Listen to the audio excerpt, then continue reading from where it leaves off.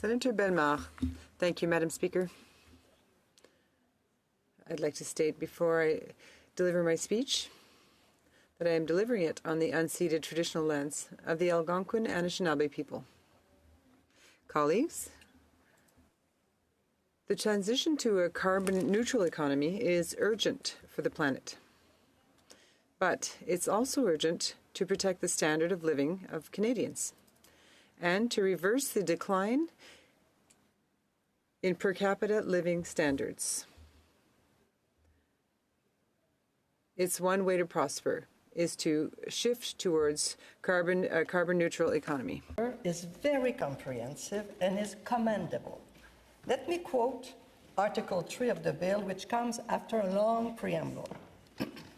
The purpose of this act is to facilitate and promote economic growth, the creation of sustainable jobs and supports for workers and community in Canada in the shift to a net zero economy through a framework, as explained by Senator Youssouf, to ensure transparency, accountability, engagement, and action by relevant federal entities, including those focused at the national and regional level on matters such as skills development, labor market, rights at work, economic development, and emission reduction. Pardon. When I read the first version of this bill in 2022, I thought it was a big sectorial committee, the purpose of which was upskilling and reskilling of oil and gas employees in the western provinces. Now I changed it. I changed my view. I think of it as a more comprehensive, ambitious, and multi-sectorial federal initiative to reshape many aspects of the Canadian economy. Et je pense que le sénateur Youssouf... And I think Senator Youssouf said so very well, giving us the big picture. It's much more than a sectoral committee. It's a major undertaking to transform Canada's economy. That being said, beyond the generous principles and objectives described in the bill's preamble, here is how I describe the problem or problems C-50 addresses in concrete terms. First and foremost, the problem is helping all Canadians, whether they are Indigenous, racialized, living with a disability, or if they're members of the 2SL LGBTQ+, who will have to change jobs to comply with Canada's internationally agreed carbon neutrality objectives, all while respecting a set of principles. This bill is mainly about helping Canadians to transition from a high carbon emitting job to a sustainable job. This bill is about upskilling, reskilling, and creating sustainable jobs. It's not only about training, it's also about creating jobs. It is much more comprehensive than the actual main purpose of employment insurance, which is to sustain income and reintegrate unemployed participants back into gainful employment. Donc, la problématique de ces... So the C-50 issue goes beyond the professional integration of vulnerable groups and the unemployed. Moreover, while this bill focuses on job transitions linked to climate change, it will not be able to ignore job transitions caused by technological change, demographic change, and international political crises. This general issue, in my opinion, can't be dealt with in silos between provincial and federal responsibilities. Let me briefly describe the task to be undertaken. First, to achieve the purpose of C-50, Canadians must be willing and available for training. Employers must encourage their employees to train. Then training providers must be ready to offer proper training on the job, in institution or elsewhere, and to certify these new skills. Suitable replacement income while training need also to be offered to maintain the standard of living of those who get the training. Enterprises need to invest in green sectors and create new jobs, be it in agriculture, manufacturing, mining, or elsewhere in the service economy. They must get the financing and all the permits and authorization needed to start greener projects. All of these are done at the local, municipal, or provincial level. In June 50, at the meeting of Sochi, Mr. Rick Smith from Leduc-Comté, and Senator Youssef just talked about that in Alberta, explained how his community proceeded to transition its local economy from coal to agriculture and manufacturing. He explained that this success story relied on collective actions at local level with the participation of the province, which had to adapt regulations to deliver permits in proper timing for creating the new jobs. Bref, la transition. In short, the transition to carbon-neutral jobs requires the participation of many local and provincial players who will have to work together, according to the social dialogue. And the testimonies heard by the committee clearly demonstrated that. So I will be voting in favor of this bill. It's fundamental. We must do it. But at the same time, we can ask ourselves, can we really expect this legislation to achieve its objectives in the current context of shared federal-provincial responsibilities? What are the challenges facing the Sustainable Jobs Partnership Council, as well as the Sustainable Jobs Secretariat? That is the subject of my remarks. In my opinion, the challenges facing C-50 are manifold. In what follows, I'll focus on two major and related challenges. First, the federal government does not currently have control over the institutional arrangements required to effectively implement a transition plan. In addition, current sources of funding for the implementation of the plan are currently insufficient. Clearly, the implementation of a transition plan relies on local and provincial institutions. It relies on partnerships that must be built first between the company and its workforce, then with local training institutions, along with provincial and federal economic development agencies. The federal government does not have the appropriate local institutional setup to achieve its own objectives without strong partnerships with the provinces. That is often the challenge facing federations. The success of the transition cannot be based on the development of an action plan based on granular data produced by federal civil servants, however competent these people may be. The action plan cannot come from above. It must be drawn up by the players or partners concerned who must also implement it.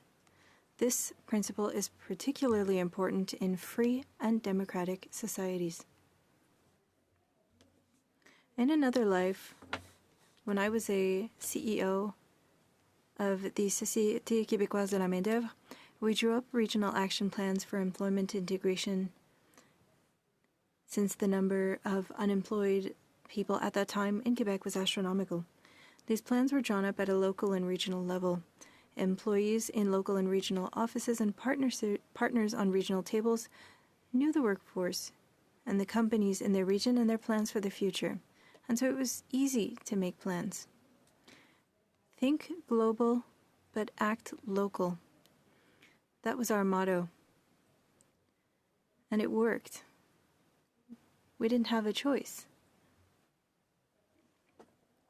The Commission des partenaires du marché du travail defined the broad parameters, but it was at the local level that interventions with companies and service providers were negotiated. Partnerships were also forged with economic development agencies that were both local and regional. In my opinion, the federal government can't monitor the transitions of people working in regional and municipal businesses using statistical information, which reflects the past as soon as it's published, and that can't take into account the intentions and plans of businesses in the future. This, and this a little parenthesis, this is what the governor of the Bank of Canada said about his own models, which reflect the past rather than the increasingly uncertain and changing future. Rather, it is through labor market agreements with the provinces that the federal government can take action to promote transitions in the labor market, regardless whether we're talking about technological change or demographic change. It is hoped to be that the mechanism set up in the bill will be put to good use in establishing the renewal of labor market agreements. I think that is key. And the board and the secretariat will not be able to move forward without these agreements. That's why I suggested at second reading that EI commissioners be invited to participate, at the very least as observers, because they are the ones who will be monitoring these agreements. They will have to examine the different funding agreements with the different provinces. Now let's move on to financial challenges. Transitioning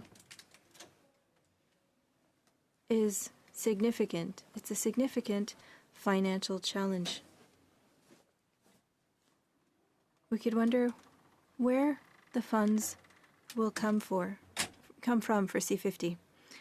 There was a budget shared by the finance minister,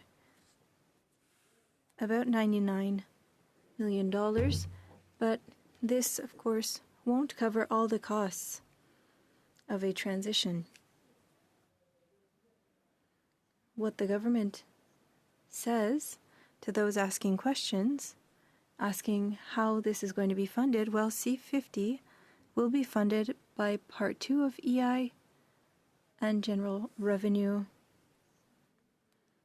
that have been targeted for vulnerable groups.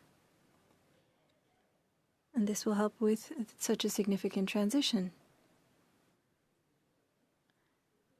The issue is that the main beneficiaries of employment insurance, Part 1 or Part 2, are people who have lost their jobs.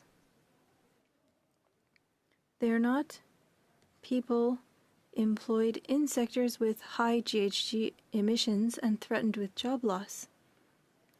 EI only helps people in employment on an exceptional basis.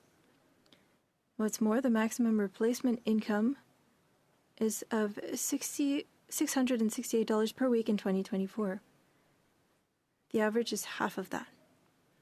And so we're far from the salaries being offered in GHG emitting sectors that will require a transition. And so there are many things to raise, and employment insurance will be important if we want to transition our economy to one that is more green. A number of participants at the 5th Employment Skills Roundtable convened by the EI commissioners, to which I and many of you were invited on June 3rd, argued for the need to reform employment insurance so that this important program better reflects the challenges associated with professional transitions, be they climatic, technological, or demographic crises.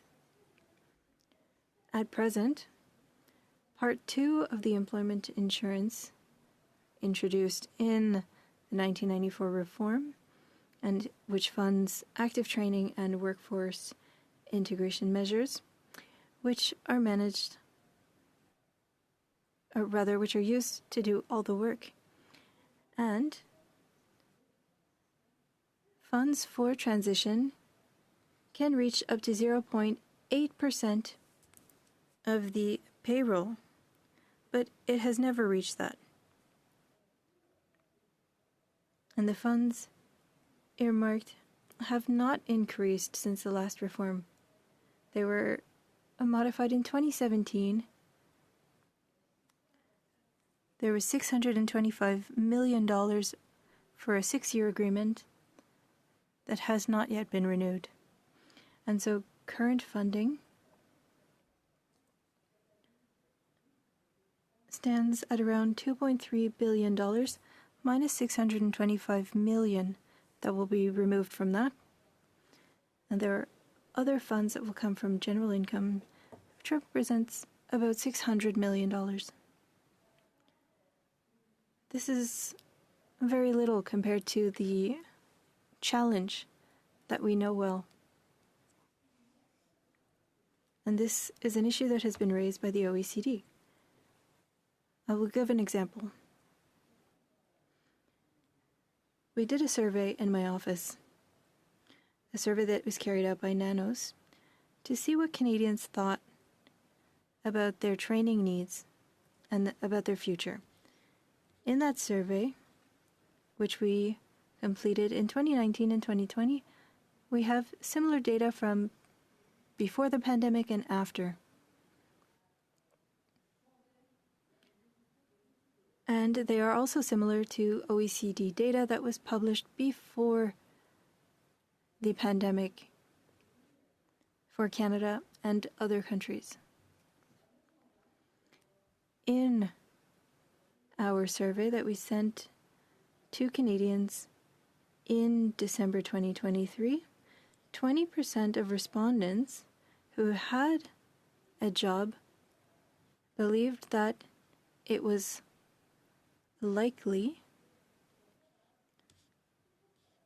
or quite likely that technology and climate change will threaten their jobs. So 20% of Canadians believe that these changes threaten their jobs. This represents about 4 million Canadians who think this. And this data is similar to the OECD, but their numbers are around 17%. And 30% of Canadians who responded and who are employed believe that it is likely or quite likely that climate change and technology change will have an impact on their tasks at work and they will require training.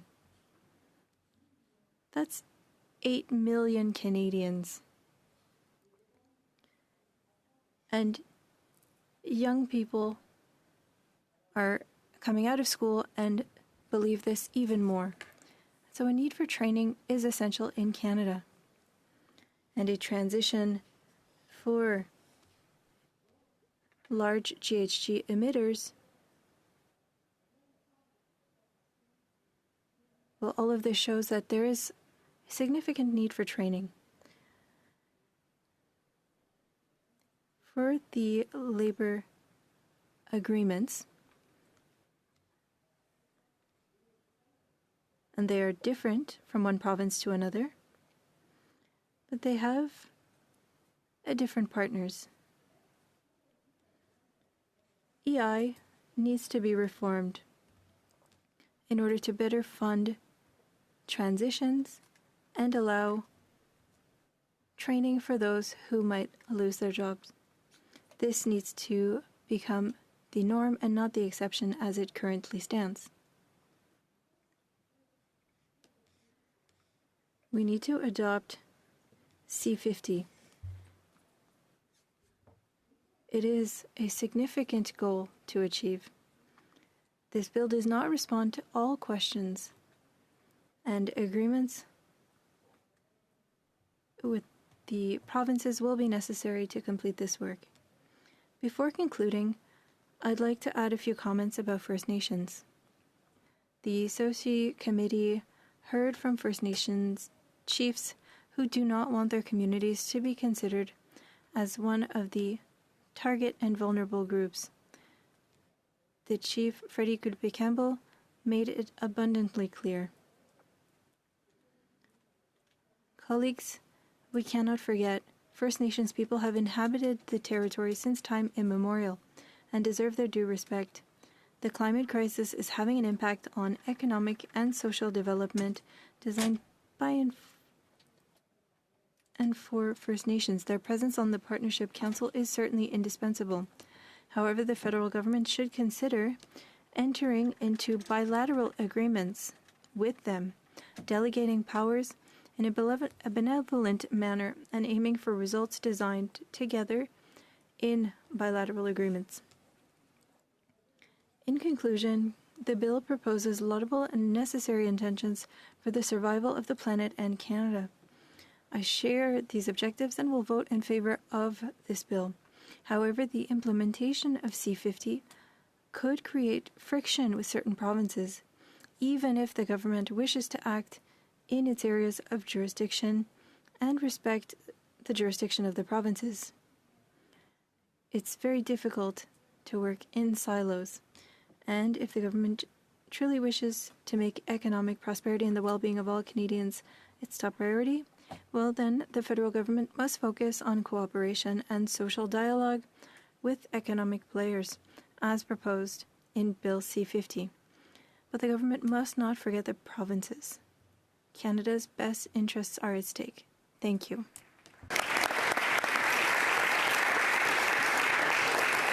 Senator Batters, you have a question? Sénatrice Bellemare, la sénatrice Batters a des questions. Thank you. Senatrice Batters. Thank you.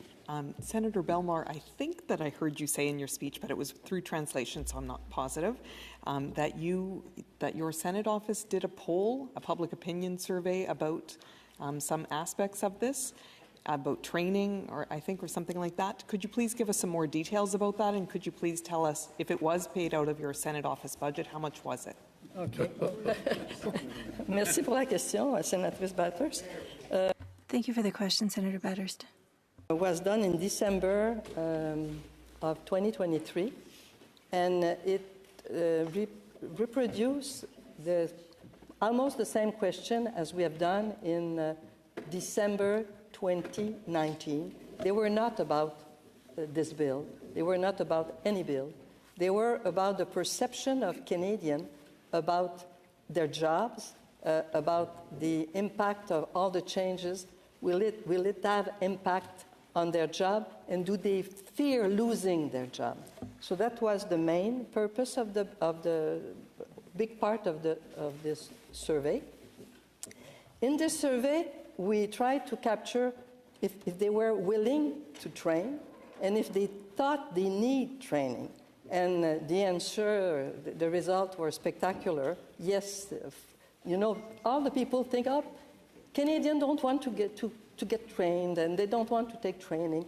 That's false. It's not most, but 50%, of Canadians feel they need training. And it's much bigger numbers, 66% for numerical skills and occupational skills. So these are the things we try to capture by province, by age, and by sex. And we try to have some details, but some details are not conclusive. We also, in the first survey, we tried to see if Canadians would be willing to participate financially into a program for training, and the results also were interesting. If you want to know more, it's on my website, and I could also provide you all the details. But it was not about a specific bill. Batters. Just to follow up, if both of those polls from December 2019, it sounded like there was a poll that you did from your Senate office, and also December 2023, what was the cost for both of those polls? Merci beaucoup. It has been approved by CIBA, and I think you asked personally to see the first survey, all the questions. So it was done by NANAS, and I think it was around $10,000. Thank you. Resuming the Senator Signac. Est-ce que ma collègue accepterait une question additionnelle? Absolument. Would my colleague accept an additional question? Yes. As you know, Quebec is a little sensitive about the different jurisdictional matters. Quebec has a carbon footprint that is quite low, amongst the lowest, in fact. Should the federal government be open to compensation? Because this bill would cause concerns for Quebec and for jurisdiction. Senator Bellemare. Thank you for the question, Senator Gignac. The bill currently, as Senator Youssef explained, is a framework. It doesn't include any particular programs. It seeks to establish social dialogue in order to understand how a transition can be done locally.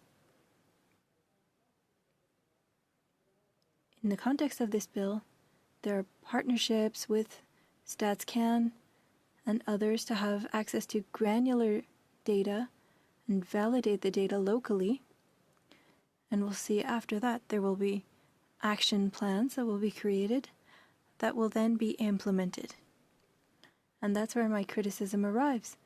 The implementation of these action plans, well, it can cause friction with certain provinces.